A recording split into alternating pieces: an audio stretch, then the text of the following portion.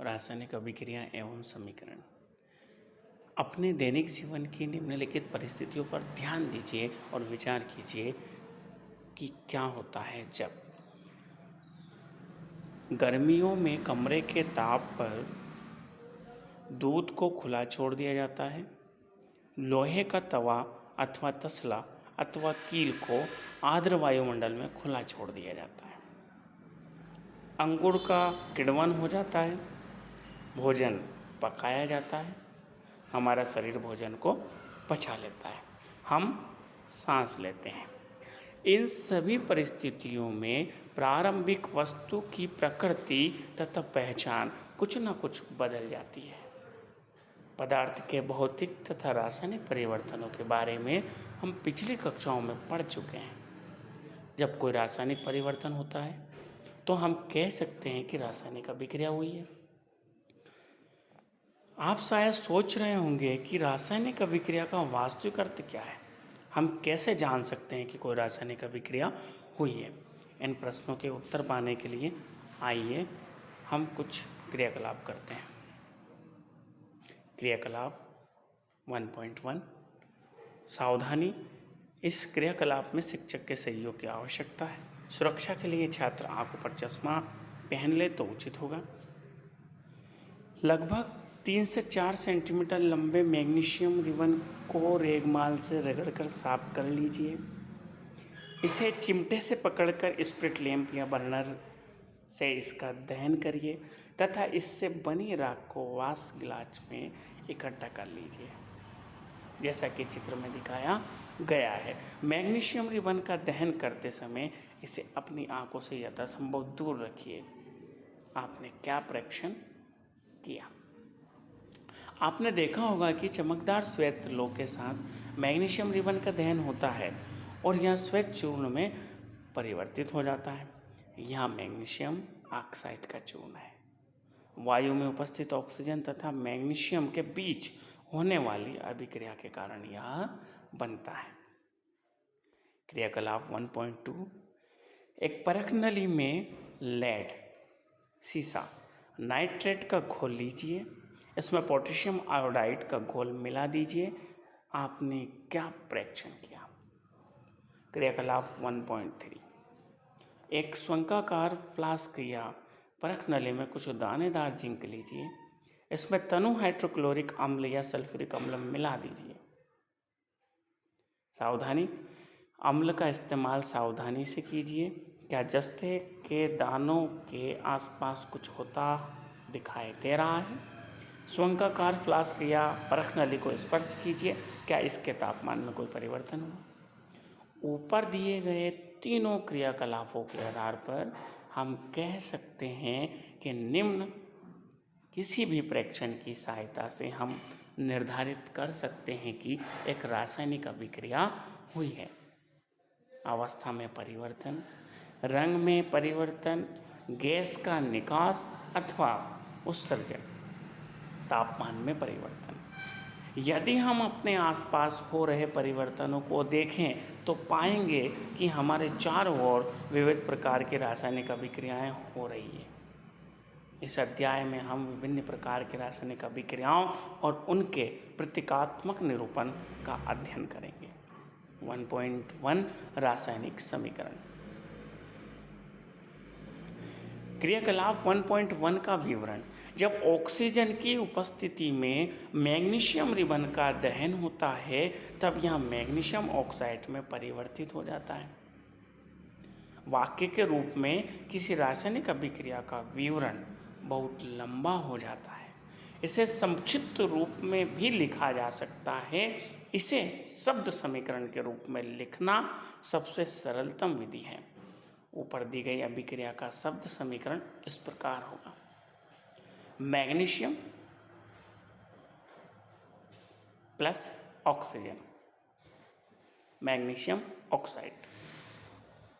अभिक्रिया 1.1 में मैग्नीशियम तथा ऑक्सीजन ऐसे पदार्थ हैं जिनमें रासायनिक परिवर्तन होता है। इन्हें अभिकारक कहते हैं। इस अभिक्रिया से एक नए पदार्थ मैग्नीशियम ऑक्साइड का निर्माण होता है। इसे उत्पाद कहते हैं।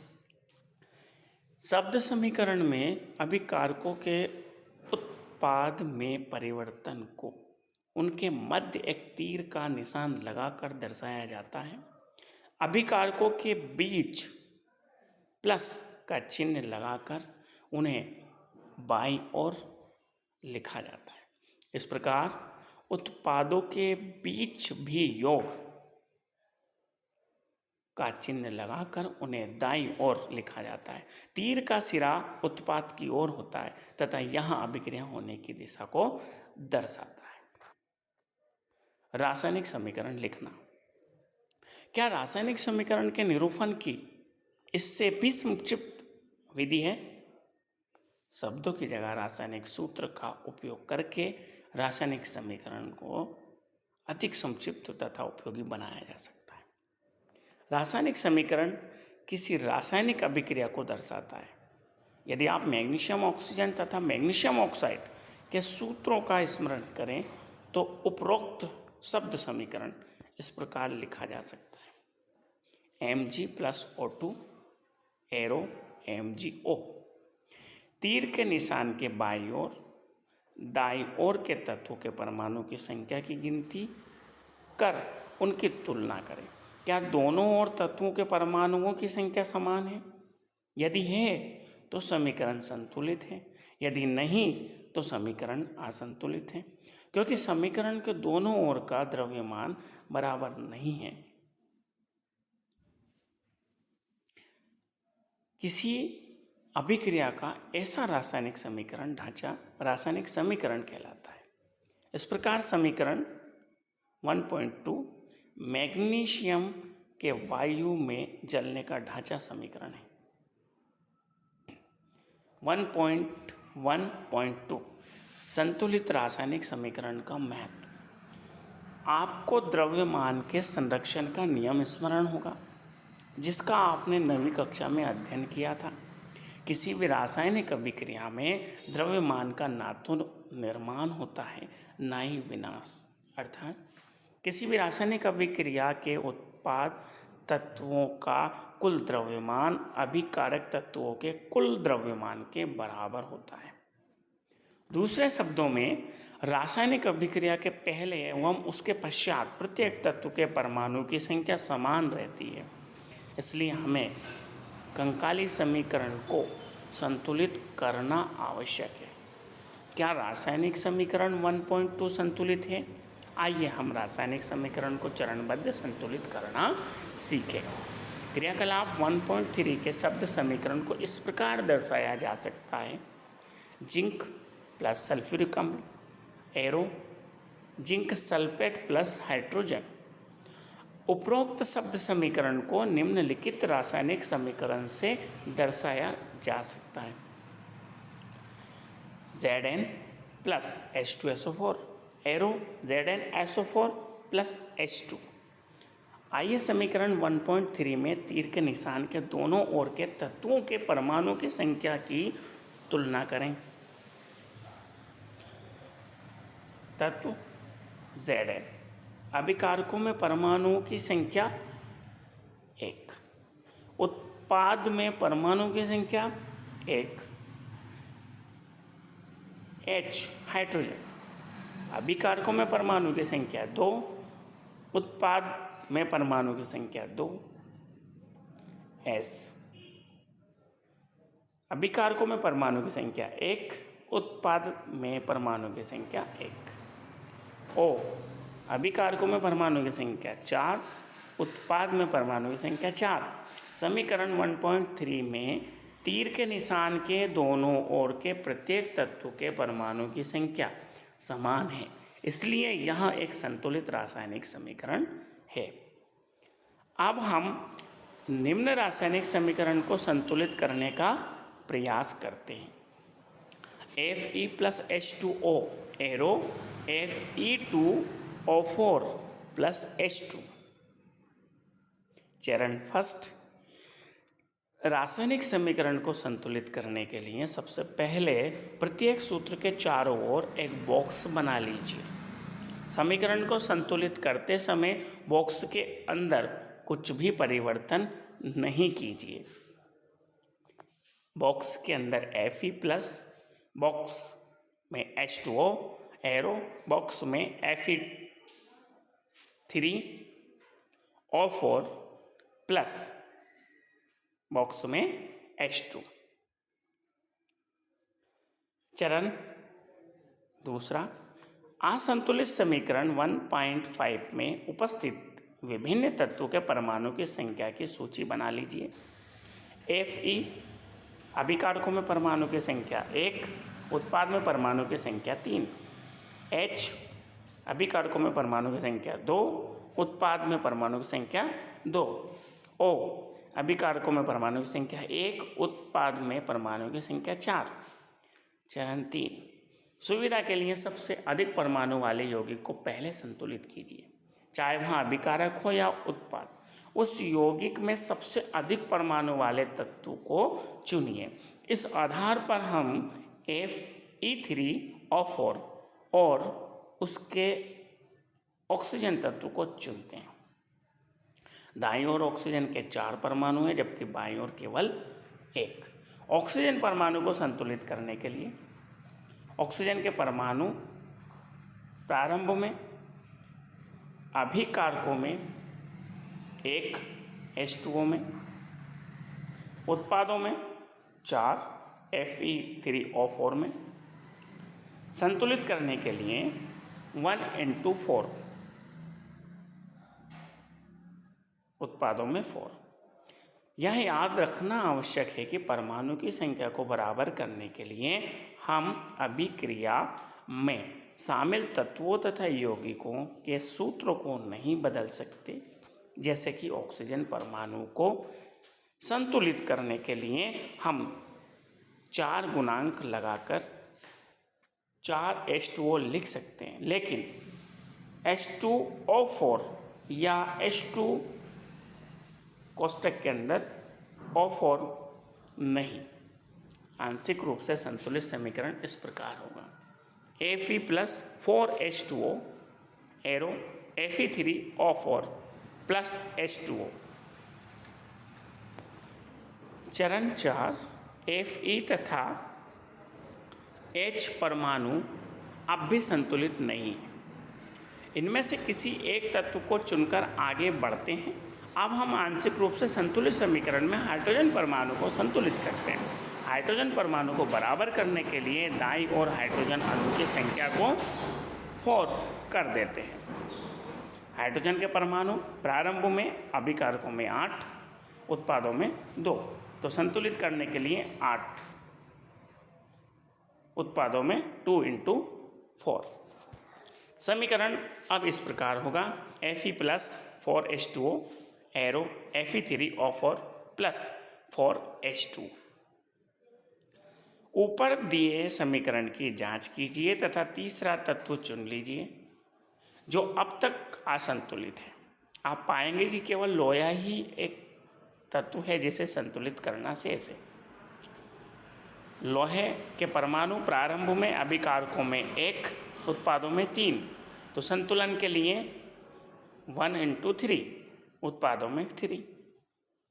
Fe संतुलित करने के लिए बाईं ओर हम Fe के 3 परमाणु लेते हैं, तो 3Fe plus 4H2O arrow Fe3O4 plus 4H2।